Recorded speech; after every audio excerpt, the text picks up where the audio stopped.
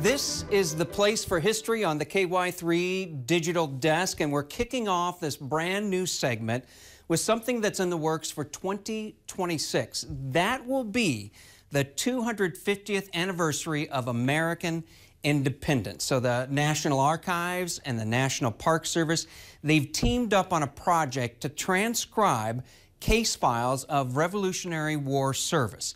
They're calling for you to help, volunteers to help. And we'll take a look at what we're talking about here. This is an example of an original document on the left.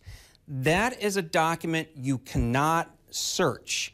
It's transcribed on the right, so you can search that document. And while we're talking about these documents, this is a very interesting case. This is London Hazard. He was born a slave and sent to fight as a substitute for his master's sons, not once, not twice, but many times. His master, Godfrey Hazard, sent him into service.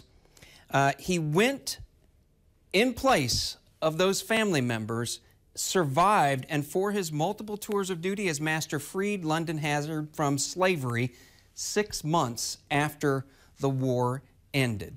Now, we met with archive specialist John Deben at the U.S. National Archives in Washington, D.C. to look at another one of these files that you could help transcribe. And while you're watching this, listen carefully for the origins of the phrase government red tape. This is William Graham. He served in the 1st Massachusetts Regiment. He's actually a relative of one of our former colleagues who retired, and he became our go-to guy when we're giving examples about pension files. So this is his envelope that the pension was originally filed in at the War Department. It's a combined soldier and widow's pension, because his widow's here, listed here as well, and you can see it's a W file, so that stands for widow, and then the file number. And this shows that he served in both the Massachusetts and New Hampshire regiments during the war. Oh, wow. So, there's a lot of different things in here. When they, decades ago, when they microfilmed these files, they went through and they selected, they put together a packet of select documents that contain the most useful family history information. So they microfilmed those separately, and then they microfilmed the complete files. So there are actually two different microfilm publications that are now available online. But that's what the green folder is here. These are the selected documents that they chose that had the most useful family information. So this is, let's see. These are statements from individuals who knew William Graham, as well as his wife. Somewhere in here, there's his statement. Okay. So these are handwritten? These are all handwritten. Here you can see they're talking about different dates and so forth when he served during the Revolution. May 1775 says he enlisted for the first time, and then he was in. Here's January 1777, describing his different service in a company commanded by Captain Abraham Hunt of the 1st Massachusetts Regiment, commanded by Colonel Joseph Foch, and so forth. He enlisted for 3 years. And all that information is documented in his compiled service record as well.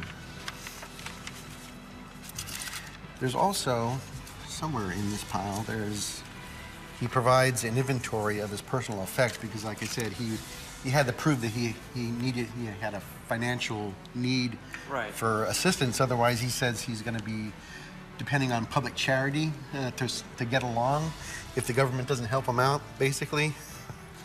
So he provides a whole inventory, and when you read through it, it's pretty pathetic. And I think it may have been partially intentional, because, like I said, he's trying to prove a case. Right. So he says he's got a kettle that's only worth 5 cents, and he's got another broken kettle worth 25 cents, and he's got a hog or something like that. So And then it also includes his widow's statements when she applied for her pension. He was at the Battle of Bunker Hill in one unit, and then he was serving in the Massachusetts line until through 1777, 78. And then he had a discharge certificate, but he lost it. So he provides a statement from the son of his commanding officer who recollects that he remembers his father and this officer sitting around the fire in their elder years, reminiscing, telling war stories and reminiscing about the Revolutionary War. So that's the statement he provides to verify his service. This is government red tape right there. Is that where that came from? That's where it came. That's where the term came from, because they used red tape to tie documents together like that back in the day. So that's government red tape. And so is that. I didn't know where that came from. Yep. Huh. Back in the days before staplers and paper clips. Oh, I hope it'll stoke their interest in both the Revolutionary War and the National Archives. If they haven't already done so, maybe they'll start digging into their own background, and they'll contact us to see what records we might have relating to their family, and hopefully something will come out of that. So if this is something that interests you, here's how you sign up. This is the web page, and we will share the link where you can help our nation celebrate the 250th anniversary of American independence. And the real key here, if you're going to get involved in this, is you have to be able to read cursive writing. I know that's a skill that's starting to go away for some people.